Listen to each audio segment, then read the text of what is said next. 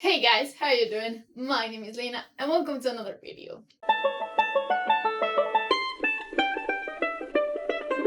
So, because I realized that I haven't really talked about fantasy in a while, I decided to compile a list of fantasy recommendations basically. This list is not going to include Brandon Sanderson or Brian McClellan or R.F. Kuang. I tried to keep this list mostly about books that I don't really talk about them as much, if that makes sense. But yeah, I wouldn't say that any of these are really underrated, but I don't talk about them as much or as often as other books on my bookshelves. So, you know what? Let's just get started with these ones. I have a total of 15 books, I think. Probably. So, the first book that I really want to talk about is Chasing Graves by Bengali. This is a indie book and it's just so good. We are basically set on the city of Araxis, where basically ghosts are kept as slaves. We're going to follow Caltro. He's new to this city and he's basically murdered in the first kind of chapter. He's thrown into this river and his ghost is basically forced into slavery. At the same time, we're going to follow a assassin and his victim throughout the desert trying to reach Araxis. And at the same time, we're going to follow the daughter of the emperor, basically trying to get rid of him.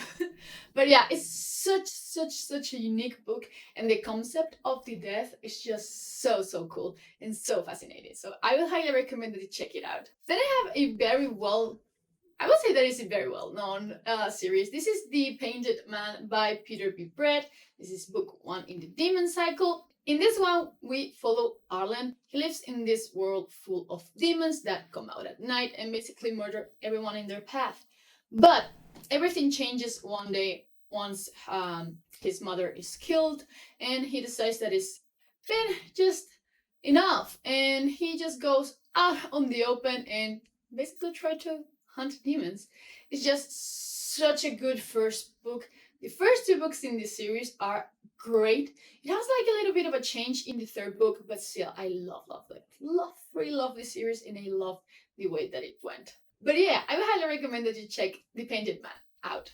Also, this book also shows us The Warded Man. I think it has 2 titles. I don't know why. Then let's talk about another indie book. I have talked about this book a couple of times on my channel already. This is Wolfgang by F. D. Gross, and I really liked it because it's basically like Castlevania, but on a book. Yes, I have said this sentence so many times already, but in this one, we follow Wolfgang. He's a vampire hunter, and everything changes when his wife is murdered and his child is kidnapped. So he's just in this path trying to find him, and there are so many cool like gothic horror vibes in this book that I would really highly recommend that you check it out. This one seems thin, but the second one is huge. So careful. I'm actually really excited to get the 3rd one that came out, I think, 1 month ago or something, but yeah, I'm definitely checking it out. Then, let's talk about The Rage of Dragons by Evan Winter for a bit. This is a book about this civilization that is really rooted on war. So, one in 2,000 women, was it? Something like that. It's able to call upon dragons and basically slaughter everyone, and 1 upon 100 men is just like super strong. And in this one, we're going to follow Tao. He has this great plan about just injuring himself and going back home after the war and just do a little service. But everything changes when everyone is basically murdered, and he just goes in this path for revenge. I'm starting to see a pattern here. So many dead people, and then just a journey starts with all of the books. Yeah. Then let's talk about The Rune of Kings by Jen Lyons. This is a pretty weird book. It is kind of hard sometimes, but still, it's such a heavily plot-driven book. We are going to follow Kieran, and he discovers that he's this lost heir to this family, but we basically start the story with him imprisoned in this cell, and he's telling us how he got there, and at the same time we're getting the same story told from a different point of view. Well, several points of view actually, because the creature that is basically interrogating him is this kind of monster that can shapeshift into anyone and take their memories. So yeah. The timeline is kind of confusing because we are following many different timelines, but still, the story in this book is just so cool. I'm currently reading the third one and I'm just loving it. It's just so good and it's so underrated. But yeah, you will need almost all your brain power to get through this book and understand everything that happened. Then let's talk about The Emperor's Blades by Brian Stabley. This is another adult fantasy that it's more heavily on politics than on its kind of plot itself, but basically the emperor or this country just died and there are some mysterious circumstances surrounding his death. So it's going to be the job of his three sons to figure out what happened. We're going to follow Kaigen, who is the actual heir to the throne, and he's been raised in this monastery. Then we're also going to follow Balen. Was it Balen? Balen? I don't remember the correct pronunciation, but he's basically training to be this incredible warrior. And we're also going to follow Adair, who's basically a minister on the capital, and she's kind of the girl who's going to be into the politics in this book.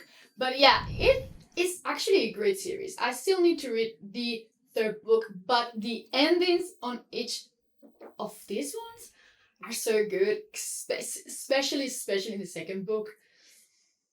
That ending, man. But yeah, it's a great series. I would highly recommend you check it out. I think it's kind of having a comeback, but still, it's fairly underrated. Then let's talk about The Deathless by Peter Newman. This is again a book where demons inhabit the world and the citizens basically use these paths that are called the God Roads that are made of crystal, and they are a safe place where a demon won't kill you. But at the same time, we're going to follow these different houses that inhabit these crystal castles that flow with magic. It's such a cool concept. But everything changes when basically one of the members of the houses is assassinated and House Iphar just loses his mind basically. But still, the concept of this book is so cool. The different houses are named after different gems and it's just so cool.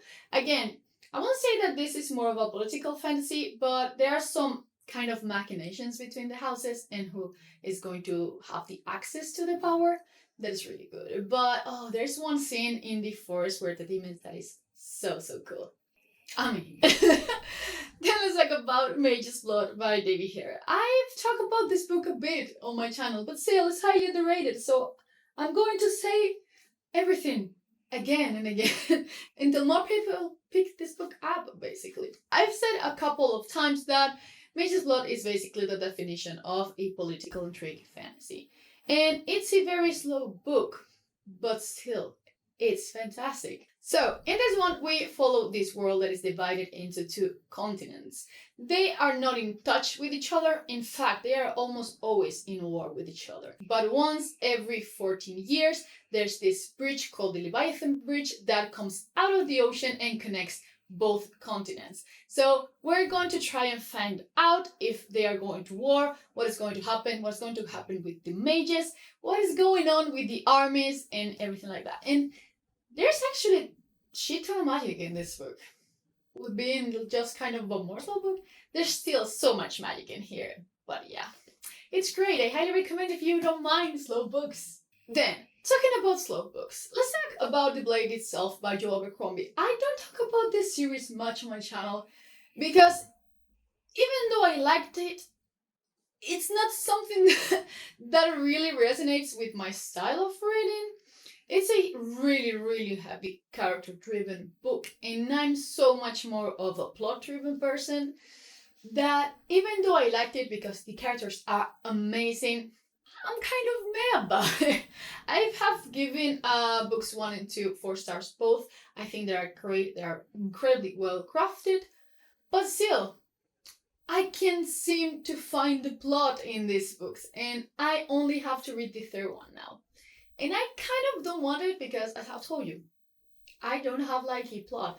Well, there's kind of this two countries that are supposedly at war, but it's such a minor impact thing that it's really weird. In this one, we basically follow a mercenary, a captain in the army, and a torturer. And Golovka, the torturer, is one of the greatest characters that you're ever going to read. He's so complex, and I love him so much. But yeah, still, if you like character-driven stories, I would highly recommend it. Check out The Blade itself. Also, it's a pretty dark fantasy, so be aware of that. This is The Wolf of Oren-Yaro by K.S. Pichoso, and I really like this book. I gave it 4 stars. We basically follow Tamlin, or Bitch Queen, and she has been ruling on her own for years, but one day she receives this letter from her actual husband telling her that he really wants to meet. And she basically decides to go. And I will leave it at that because this book is not what you expect. I was hoping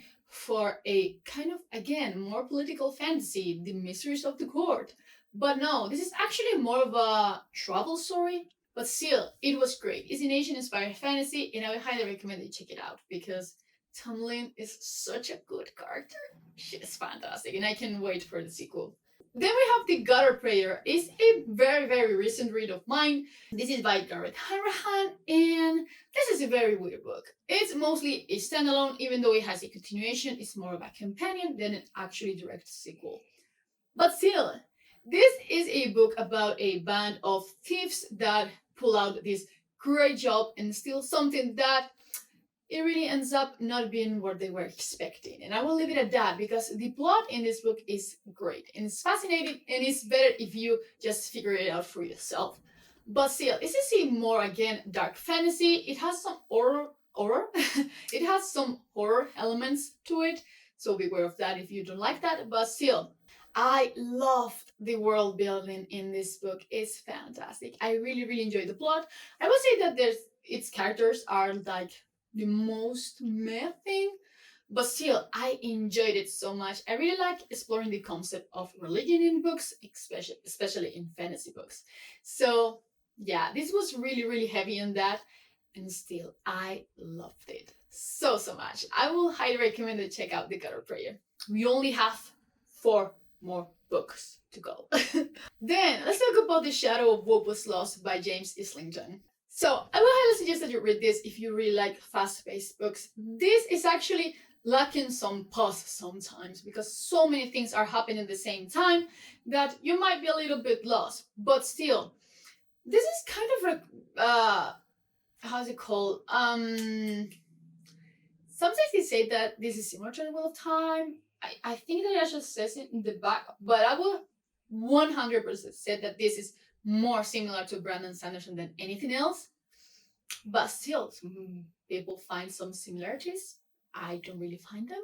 Again, great series. I have read book 1 and book 2. I still need to read book 3, but it hasn't come out in this edition yet, so I haven't bought it. But I love this series. I have given both books 5 stars. So many things happen here, but it's great. I love it. And the group of characters are fantastic. The different types of magic are great. I really like time magic, and again, there's a abandoned city here, which you know that I really, really like. In The Shadow of What Was Lost, we have this kind of continent that was ruled by the August. I'm not really sure how to pronounce it. The ogres? The ogres. Yeah, the ogres. That's right. And they were these kind of really huge, powerful creatures. They were defeated, and now magic is kind of forbidden. So basically, the gifted, that are these people that can wield magic, are locked in these schools where they are basically sworn to fidelity. And if they don't do that, they basically take their magic away. So we're going to follow Devian. He's having a hard time controlling his magic, but one day he actually discovers that he has the power. He has a power that was really related to the ogres, and he basically has to flee town. And we're going to leave it at that. Well, I will just add one more thing. We're also going to follow a character that wakes up in the middle of nowhere with no memories, and he's such a good character. Great series. So many things happen related to magic, related to politics, related to film stage, basically. But yeah, I would highly recommend you check out The Shadow of What Was Lost. I kind of didn't want to include it but I'm still going to do it. The Sword of Kaigen by ML1. I mean, I couldn't let it go. I'm sorry. But lately, so many people have been reading this that my hype is up again. I love this book. This is my favorite book of this year. I don't think that any book is going to take this place. The place that this book is holding right now. I highly doubt it. Well, maybe Stuart Tartar's new book might take it. But still, the Sword of Kaigen. So, in this one, we follow this area where the most capable and powerful warriors of the Empire lived. They have this kind of ancient power. Depending on the family, they can wield different techniques of kind of magic or fighting. We're going to follow the Matsuda family. They have this power called the Whispering Blade that can basically cut through anything, and it's so fucking cool. But our main POVs are going to be Misaki and Mamoru, mother and son, and it's so sad. I'm just thinking again about everything, it's just so sad. But yeah, basically Misaki has a dark past that no one in her family knows about, and Mamoru is basically starting to have different thoughts about everything that's going on within the Empire and if everything that they are telling them is true. But this is such a sad book.